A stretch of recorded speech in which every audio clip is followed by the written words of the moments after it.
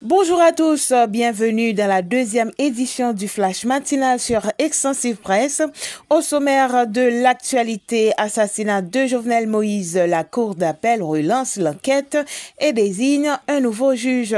La Cour d'appel de Port-au-Prince a annulé l'ordonnance du juge Walter Reusser-Volter et relancé l'instruction sur l'assassinat de l'ancien président Jovenel Moïse, survenu dans la nuit du 7 juillet 2021.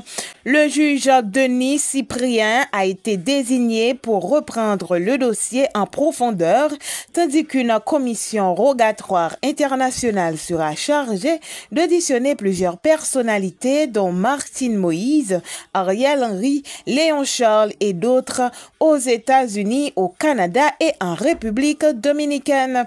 Cette décision marque une étape majeure vers la reprise d'une enquête jugée trop longtemps bloquée et redonne espoir à ceux qui réclament justice et vérité plus de 4 ans après le drame. Pour faire suite, dossier santé vers la réouverture de la maternité Isaïe Gentil à Cité-Soleil. La mission Médecins sans frontières, en collaboration avec le ministère de la Santé publique et de la Population, a annoncé la réouverture prochaine de la maternité Isaïe Gentil, fermée depuis 2024 en raison de l'insécurité. Situé à Cité-Soleil, ce centre obstétrical majeur reprendra ses activités afin d'offrir un encadrement médical aux femmes enceintes, alors que près de 60% des accouchements à Port-au-Prince se déroulent sans assistance. D'après MSF, la fermeture de la maternité avait contribué à l'augmentation du taux de mortalité maternelle et infantile, l'un des plus élevés de la région. En attendant la reprise officielle, un bloc opératoire temporaire a déjà permis près de 100 interventions et plus de 500 consultations pénales.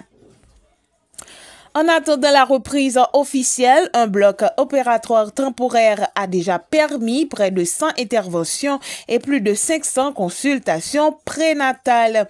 Cette relance représente un espoir important pour l'accès aux soins maternels dans la capitale haïtienne.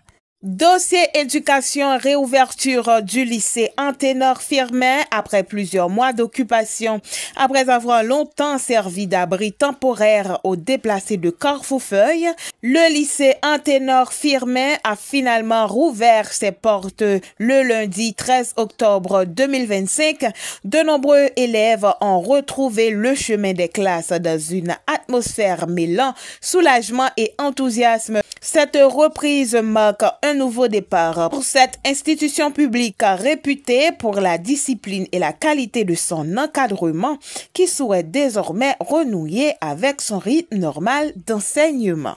À l'international, les faits marquants pour ce matin, Donald Trump menace d'invoquer l'état d'urgence pour déployer la garde nationale. Le président américain Donald Trump a réaffirmé ce mardi 14 octobre 2025 sa menace de recourir à l'état d'urgence afin de déployer la garde nationale dans des villes dirigées par des démocrates, notamment Chicago, qu'il juge en proie à une grave insécurité. Malgré la décision de la justice suspendant l'envoi de 500 militaires, Trump soutient qu'il peut invoquer l'Insurrection Act, une loi ancienne lui permettant d'utiliser l'armée sur le sol américain.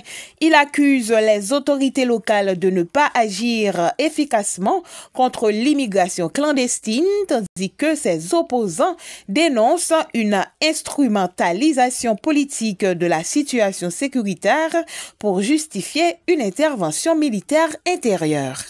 En Iran, 2 Français condamnés à plus de 30 ans de prison pour espionnage. La justice iranienne a condamné 2 ressortissants français, vraisemblablement Cécile Colère et Jacques Paris, à de lourdes peines de prison pour espionnage au profit de la France et d'Israël.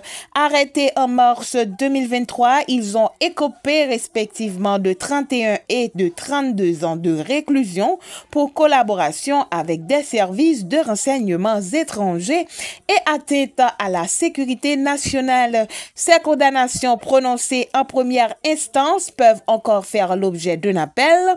Téhéran évoque par ailleurs la possibilité d'un échange de prisonniers avec Paris en échange de la libération d'une Iranienne détenue en France pour soutien à des groupes terroristes.